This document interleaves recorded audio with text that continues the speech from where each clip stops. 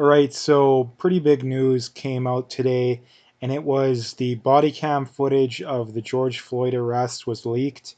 Now, I don't know if it was all of the footage, but the video I seen was basically about 9 minutes, and it was everything up until he got put on the ground. Now, there's a lot of very interesting aspects to this, and the main reason why it's big news is that it doesn't completely change the worldview and the aspects surrounding this, but it definitely does change it at least to a pretty good degree. And for the main reason being is that it showed that number one, he resisted arrest for quite a while, not violently, but definitely was resisting arrest. He sat there for at least 3 or 4 minutes, refusing to go in the car, and then when he did go in the car, one of the officers came to the other side and tried pulling him in from the other side, and he came out that side, and that's when he said, "Just put me on the ground."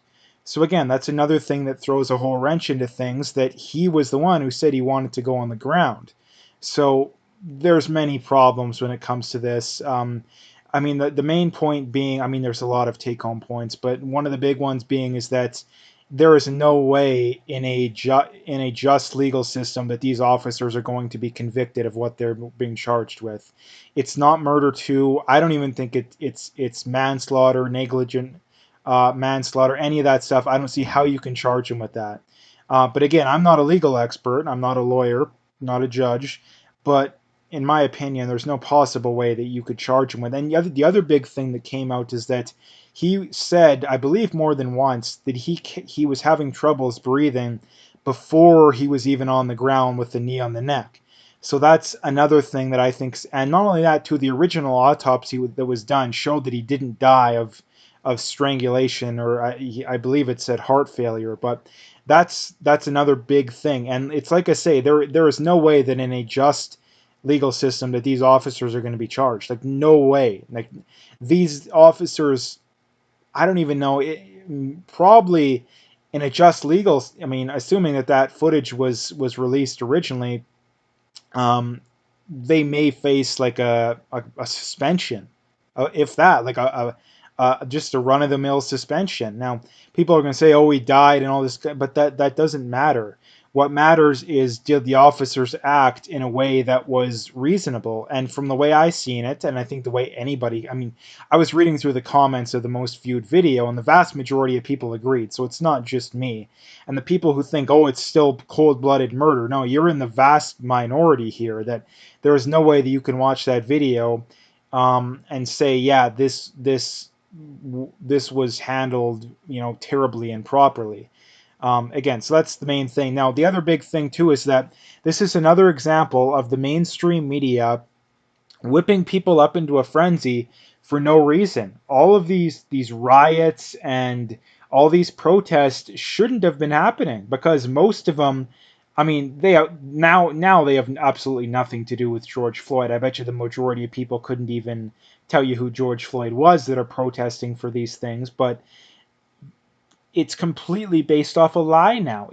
It was based off the idea that George Floyd was killed because of police brutality, and it clearly was not police brutality.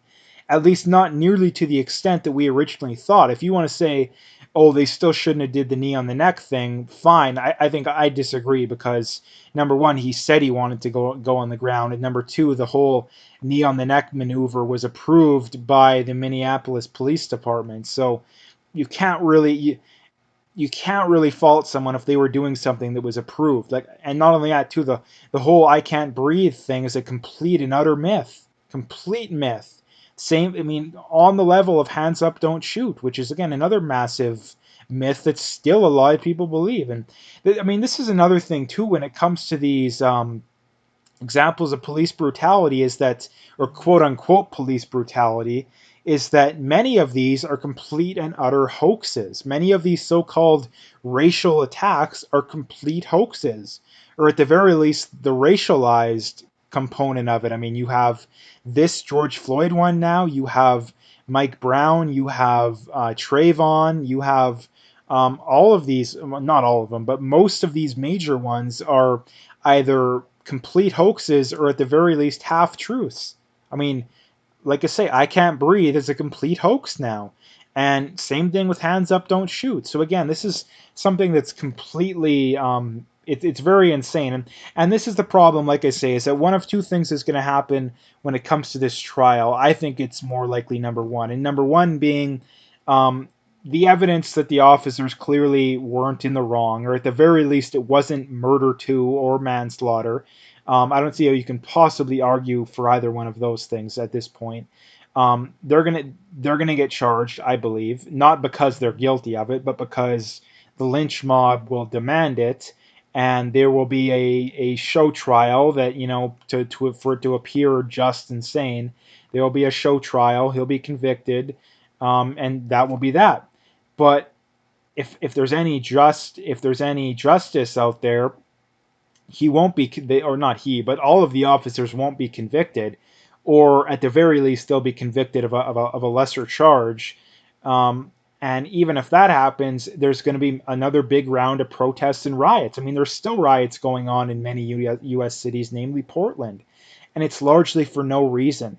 The reason that the riots are going on and the protests are going on now has nothing to do with racism, or at the very least, very little to do with racism and police brutality. Let's be honest, especially in places like Portland. The reality is that a group that is run by communists wants to completely destabilize society so that they can implement their system. I mean, you had the people yesterday or 2 days ago in Toronto talking about let's uh, abolish prisons. Like, it's like I say to all these idiots out there that are all like, oh, they just want to do this, they just want to do that. Let's give in.